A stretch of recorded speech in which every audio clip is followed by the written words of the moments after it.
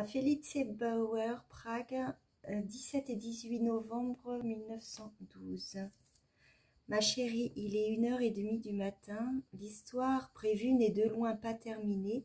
Pour le roman, pas une ligne n'a été écrite aujourd'hui. Je vais me coucher avec peu d'enthousiasme. Si seulement j'avais une nuit libre pour pouvoir écrire sans poser la plume jusqu'au matin. Ça en serait une belle nuit. Mais il faut que j'aille dans mon lit, car la nuit dernière, j'ai mal dormi. Durant la journée d'aujourd'hui, je n'ai presque pas dormi et je ne peux pas me permettre d'aller au bureau demain dans un état vraiment trop lamentable. Demain, tes lettres, ma chérie, ma chérie. Si je suis à moitié réveillée, elles me fortifieront sans aucun doute. Mais si je suis somnolent, je préférerais rester assis au fond de mon fauteuil, les yeux sur les lettres et montrer les dents au moindre gêneur.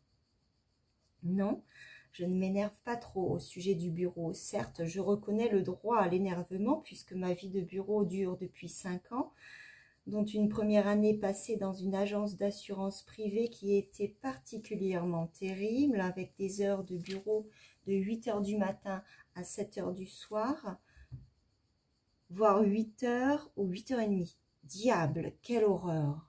Il y avait là un endroit dans un petit couloir qui menait à mon bureau, où presque chaque matin le désespoir m'assaillait, ce qui, pour un caractère plus fort, plus conséquent que je ne le suis, aurait largement suffi à provoquer un suicide quasi bienheureux. À présent, tout va bien mieux. On est même tout à fait aimable avec moi au-delà du mérite. Même mon directeur le plus haut placé.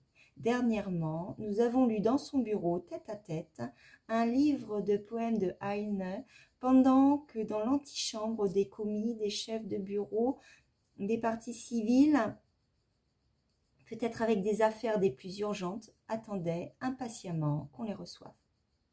Mais c'est quand même assez dur, sans compter les forces qu'on doit déployer, ne serait-ce que pour supporter ce travail.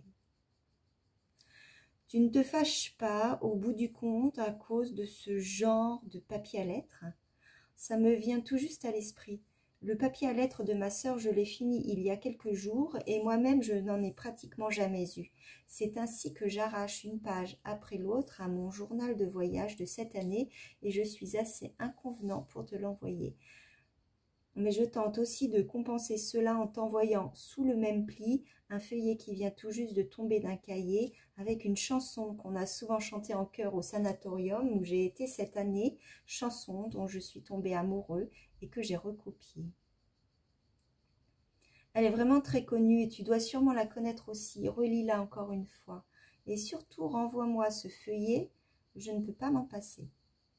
Comme le poème, en dépit de toute l'émotion est construite très régulièrement, chaque strophe comporte une exclamation et une inclinaison de la tête. Et la tristesse du poème, je peux te le jurer, est authentique. Si seulement je pouvais me souvenir de la mélodie de cette chanson. Mais je n'ai vraiment pas de mémoire musicale.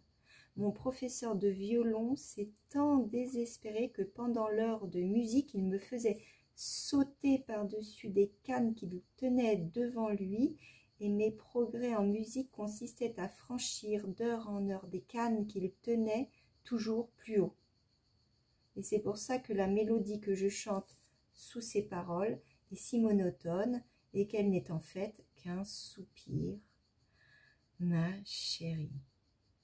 Franz.